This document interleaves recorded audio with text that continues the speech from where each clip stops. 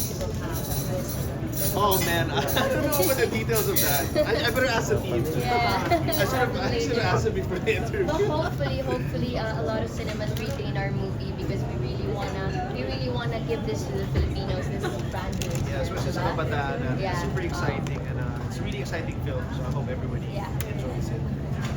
What was the best ride so far? Itong buong press premiere, itong buong media blitz na ginagawa niyo for Strange Frequencies. I mean, for me, it was all fun. Eh. I mean, I enjoyed it so much, especially from the moment we started shooting in Taiwan hanggang ngayon. It was all just been super fun, especially with the cast. That's true. It's such a roller coaster ride. Tayo. Uy, wait lang, pare-act lang si Park Sung-hoon. Ang ano, Diba? diba? Oh my God, Yeah. naloka Oh my kami. God. Squid Game Kanina. star. Nagulat na siya. Did you know? No, it was a know. surprise for us. I'll show you the video. You Okay. haven't seen it? No, I haven't seen it. So But the you- original cast of Gundam. Cool. Awesome, Yeah. awesome. Yeah. Yeah, and he's really a big, he's gonna be a Squid Game too. Yeah. Nice. Yeah, That's I awesome. mean, how do you feel about that, talagang vote of confidence and support from our Korean superstars? It feels awesome. It feels so good. I mean they're the original ones, so for them to be able to support us as well in our Filipino adaptations, super cool. Yeah. Wait, ano yung tingin mo pinaka ma-attract yung audience kung bakit ito talagang dapat nilang panoorin sa Pasko? It's very meta. I don't think they've ever seen a film shot like this before. So it's something very new dito sa ating Philippine cinemas. So I just hope people are open to it and willing to watch it. And for sure they're gonna enjoy it. Yeah, Mag-enjoy talaga sila. And sikat kasi mga vloggers ngayon, so you'll be seeing stuff like this na hindi na pinapanood and a big screen lang. So it's really new, something fresh and new. Especially since wala naman tayong pinaplay na character or script. Yeah, we play as ourselves, so They get to all the fans experience are us. gonna see us super raw and yeah, man, it's the first time it's ever been done in Philippine cinema like this. So Have you watched it We were only able to watch it when it didn't have effects and everything. yeah, It wasn't effects and fully edited. music. yet. Yeah. So we were able to get a glimpse Just of the it. raw cut. May pag-links na ba sa float ninyo this Saturday? Wala pa nga eh. Wala pa. But actually, I saw a design, but yeah, it's pretty cool, man. Pretty cool. Maganda naman. How about sa advanced ticket selling? So you guys gonna sell tickets? Yeah, we actually did already, like, Yeah. We did once, that was a few days ago, right? That we did advanced ticket. How was it? How It was was it? fun. Oh my God. Ano ba kayo na in this day and age, bilang mga aktor, dapat mga live sellers na rin.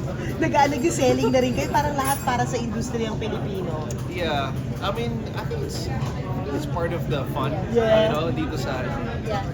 yeah, but I'm just really happy that everybody's supporting, Filipino movies, especially ngayong Pasko. So sana po, panoorin niyo po ang Taiwan Killer House. Hindi lang po yung pelikula namin, sana po lahat ng pelikula. Yes, lahat po ng MMFF. Pilipino ay Siyempre, mapanood kanya-kanyang po natin panlasa lahat. din. Supportan po natin ang pelikulang Pilipino. Yes. Diba? Supportan natin si Alexa Virgo. Oh, Yes! Thank you so much, guys. Okay naman po. I mean, mga tao na, mga kababayan po natin sa mga provinces, super saya po nila lalo na sa amin. Bumibigit po ako doon at bumabalik. Always the same, mainit po na pagkakas. When did you see Alexa yung video? Yung from Ni the Park original? Chung-hoon. Oh, I saw it this morning while I was getting my hair and makeup done. It's such a surprise kasi I'm a fan. Oo. Actually, I watched him in The Glory. And so, sobrang crush ko talaga siya. Grabe. So, I was like screaming when I watched the Yeah, video. tsaka talaga. Teka, minention yung Strange Frequencies. Yeah, blah, blah, Filipino. blah. Oh, fun. Philippine. Ganda. Diba? And Oh, coming from an A-lister, it's Oh, like yeah. such an honor. Yeah, kayo din naman. O, diba? Yes. Thank you. High hopes for the film. Thank you so much. It's just a you fun so film. much. It's a super fun film. Grabe, nag-live ka pa sa Guys, Rapper one, before ito. Yeah, I Oh my came from there. God. 1, 2, 3. Thank you guys. Thank you. See you later. Congrats!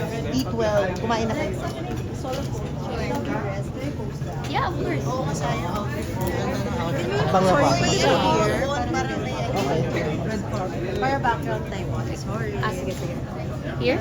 Yeah. Under your mirrors? No.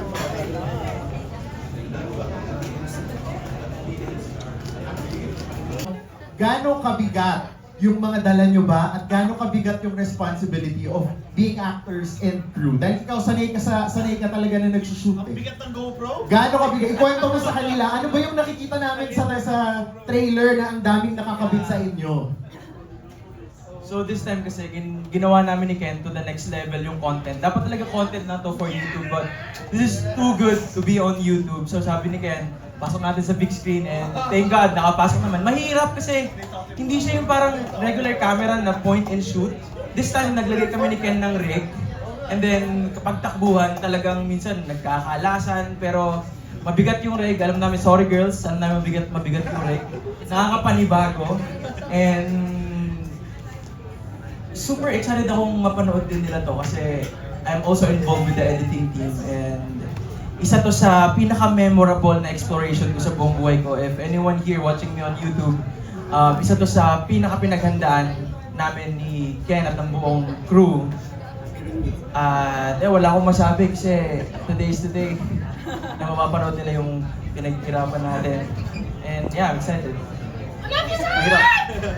Galing ni Zard. Kasi kung ano yung, kung paano siya minahal ng mga tao online, finally, di ba, you get to share it in the big screen, mas ma-appreciate natin yung genre na kung saan sikat si Zard. Ayan. So, congratulations, palapakan natin si Zard. Gusto kong tanungin si Alexa. Alexa, yun nga kanina nabanggit ko, di ba? Yung responsibility of being on cam at the same time, ano yung pressure na parang kayo din yung crew? Kasi what if wala kayong makuhanan? Anong ipapalabas, di ba? I know, Grabe yung I know. responsibility na yun. Sobrang laking responsibility and na-appreciate namin yun nung na-experience na namin ourselves na merong dalawang camera agad din nakakabit sa amin, the GoPros, 2 each, and we even had handheld cameras. Tapos may mga flashlight kami at iilawan namin yung isa't isa.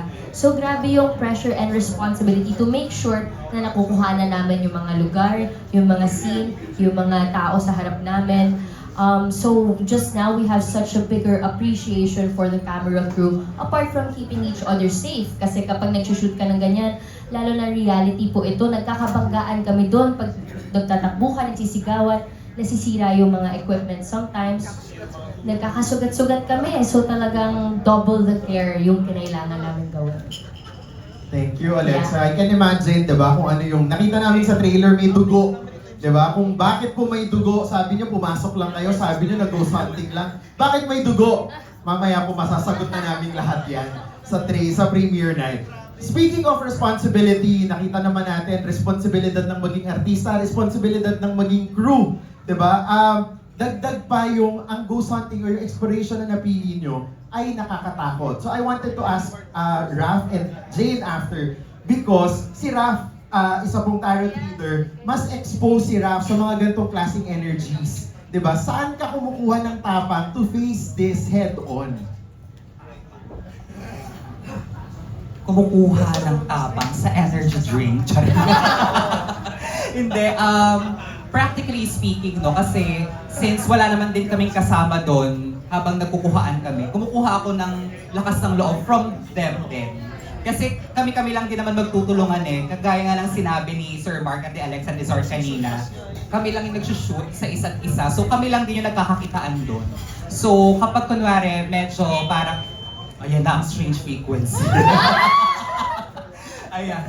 So kung kunwari meron ng mga anxiety na nararamdaman, like Alexa, hello. At yung mga kung ano-ano pang mga physical na hindi na kaya, physical exhaustion, talagang huhugot lang kami ng lakas sa isa't isa. And syempre, aside from sa isa't isa, being a spiritual person, kay Lord, kay God, and yung kailangan yung reason ko na mabuhay pabalik kasi may pamilya pa ako. Ganon. Thank you, Raph. Nabanggit na ni Raph yung spiritual connection kay Jane because we all know how strong your faith is to the Lord. Oh, yes. Diba? Grabe. So, ang gusto kong tanungin is, lalo bang tumibay yung pananampalataya mo while shooting and then after the project, especially that you were thrown at the center of uncertainty? It's very hard kapag nasa sitwasyon ka nun. Kasi paglalaroan yung utak mo eh.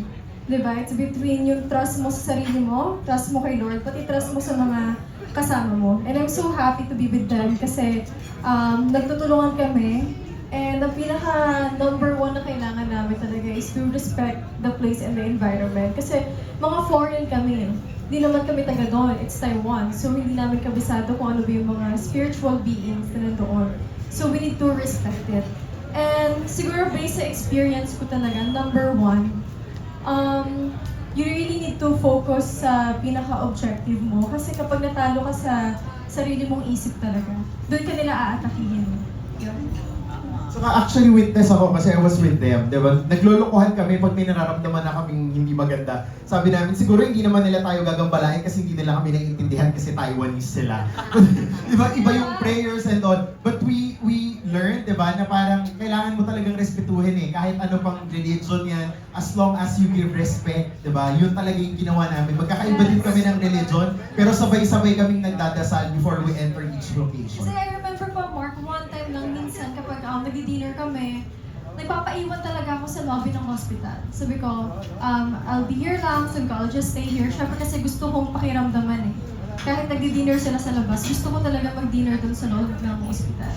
Especially, ayan, hindi naman to spoiler, but si Jane ay na-assign sa isa sa pinaka-haunted na department ng hospital. So Ang sama niya sa akin. So kailangan niya talaga. Actually talaga, biglaan lang talaga nila akong in-invite dito, nila Ken. So, ako na ngayon bigla ang na-invite sa grupo. Ako po yung nilagay dun sa Doon. Bunutan ata, nag-roulette ata tayo sa Taiwan. But si Jane was thrown out to the scariest department ng hospital. So, palakpakan natin si Jane kung paano niya, nandito siya buong buo! Buhay pa, buhay. Thank you, Jane. Dahil napag-usapan natin that we shot it in Taiwan, may kausap pa si boss. Tatanong muna ako kay Rob. Rob, nakita namin sa trailer, isa ka dun sa mga ang kulit, ikaw yung pasaway, ganyan. Di ba parang ikaw yung gagawin lahat kahit pigilan ka namin. Ano sa tingin mo yung naging ambag mo or naging role mo sa grupo? Wala. Wala. Siguro, inisip ko, ako yung isa ako sa mga nagtutulak ng story. Ako yung nag-uudyok sa mga beings na nandun. Believe it or not, ako po yung pinakatakot sa kanila. So, may umabot sa point na inisip ko, tama ba itong ginawa ko? Sumama ako, pero dito naman si parang Enrique. Parang kayo ata yung love team doon. Oo, fresh ko yan eh. Parang ang dami yung pinagsamahan sa Taiwan. Ayun, it was fun. It was fun to shoot in a different country. Yes. Speaking of, ayan, thank you Rob for leading my next question to Sir Don. Sir Don, kilala ang reality na pag gumagawa tayo ng project, talagang dekalibre, pinag-iisipan. Ang tanong ng lahat, bakit daw po ba kailangan natin sa Taiwan pa mag-shoot? Pwede naman ba sa Pilipinas? Or meron ba tayong ibang mga bansa na kinonsider to shoot this? Well, una sa lahat, syempre, ang dami ng horror movies kasi na ginagawa sa Pilipinas. So, we wanted to bring in a different texture, different sensibility when it comes to horror, di ba? Kahit adaptation siya, syempre hindi naman dinaya talaga totally. Di ba? Ginawa natin Pinoy pa rin yung touch. With the touch of Taiwan, di ba? Na talagang mga parang ghost ng Taiwan, iba yung galawan, iba yung mga religion, di ba? Para totally, iba naman mapanood ng mga horror fans natin. Kaya nag-decide kami talaga sa Taiwan. And, yung ginugol talaga namin to, ang pinaka-haunted talaga sa buong Asia is yung Shingdin Hospital. Kami ni Ken, ginugol namin yan. Nag-research kami. Diba? So sabi namin, kailangan doon tayo pumunta. Kasi syempre yung location is the star of the show. So yun. Kaya Taiwan is the place to be. Yes, yan ang reality horror. Tatak reality, dapat authentic. Yeah. Grabe. Congratulations in advance, Sir Don. Napag-usapan na natin ng Taiwan, nasabi na rin natin sa kanila, halos isang buwan, di ba, na nag-stay tayo sa Taiwan, magkakasama. I'd like to ask MJ, kasi si MJ sa mga pageants na sinalihan mo, di ba, ikaw sa kanilang lahat yung you'll be thrown in one place and then you are forced to work with different personalities. Paano nyo na-overcome yung shoot na yan? Hindi naman kayo talaga magbabarkada, pero you guys went out ng magkakaibigan, di ba? Paano nyo na-develop yung chemistry na to? Napakaganda nung experience na nagkaroon muna kami ng fun nights bago kami sumugod sa Shinglin Hospital. Kasi doon, medyo nag-warm up na nakilala namin yung isa't isa, nakapagkwentuhan na ng mga personal life. Kasi individually, iba-iba talaga yung mga experiences namin. Although ako naman, na-train na rin naman talaga ako to be thrown at a situation na ako na lang mag-isa. Siyempre sa Miss Universe, I have to do my own hair and makeup. Pupunta ako sa ibang bansa. Iba-iba yung lingwahe ng mga taong nakakasama ko. So, it's nothing new. But at this time, it's a different scenario in a sense na may content kaming gagawin. And eto talaga yung takot ko, hindi ko akalain na totoo. Kasi hindi ko naman in-expect na papasok ako sa isang floor, mag-isa lang ako. Tapos in the middle of the night, na parang, so yung mga iyak, talagang totoong-totoo yung iyak. Kasi syempre, it's not, you know, it's not usual to be in a place na totoong haunted at hindi mo alam kung ano yung expect. So, yung parang survival at the same time, napakabuting tao rin naman ng mga nakasama ko. Yung si Ken, nakatrabaho ko na rin naman before. So, may ease na rin and yung talagang pagtutulungan namin na gusto naming ma-survive na lang talaga yung place, yung haunted hospital na yun. Thank you, MJ. And papakinggan po natin yung mga sagot nila, di ba, yung mga heartfelt na mga experiences nila. Lahat yung yan naranasan nyo dahil sa isang tao. Si Enrique. Si Enrique ang may dahilan kung bakit. Because all of them gave their trust on you. They gave their trust on the project. I don't Diba? trust. Kasi They pwede naman silang tumanggap na lang ng ibang proyekto. Bakit pa nila kailangan pagurin yung Oo, sarili nga nila? naman. So, anong pakiramdam that all of these celebrities gave their trust on this project? No, I mean, I'm just really thankful and happy that everyone was so game. Kasi it's no joke to be able to shoot this film, to be honest. Siyempre, in an abandoned place, medyo remote, maraming hazards, yung weather kalaban natin, may mga paniki dyan, may mga lamok and mga niknik. But niknik, yeah. But everybody was so game. I was really shocked, especially with the ladies dito, yung mga co-star namin. Super game po sila, super cowboy nila, walang kaarte-arte at all. And I really have to commend all these actors yung mga kasama ko dito. Thank you so much. And of course, thank you to Tito Tondo na kay Direk Eric for, helping us push Philippine cinema and giving us something new, something fresh to the table. So yun, maraming salamat. And nandito pa naman tayo. Pero let's see mamaya sa pelikula kung sino may iiwan. Nako, sino daw ang may iwan? Tsaka guys, maraming salamat kay Mark. Salamat. Bakit? Napakahusay mo post. Gusto ko lang sabihin. Grabe ka naman. First yun event po, magkikita-kita pa tayo hanggang alas 10 ng gabi. So wala pong bibitaw. Congratulations sa inyong lahat, siyempre, of course. And thank you very much. Bibigay ko po ang mikropono sa inyo, pero gusto ko muna pong sabihin na sa lahat po ng nagtatanong, even during the first time na na-announce kami, bakit po itong grupo na to ang magkakasama. Thank you, Ken, for bringing such a passionate group, di ba, together. Thank you to all of you guys. May dahilan po kung bakit pinagsama-sama ang mga social media stars, ang beauty queen, ang mga actress. Because bawat isang personality at experiences po nila ang magbibigay kulay at halaga sa proyektong mapapanood nyo po mamaya. Yan!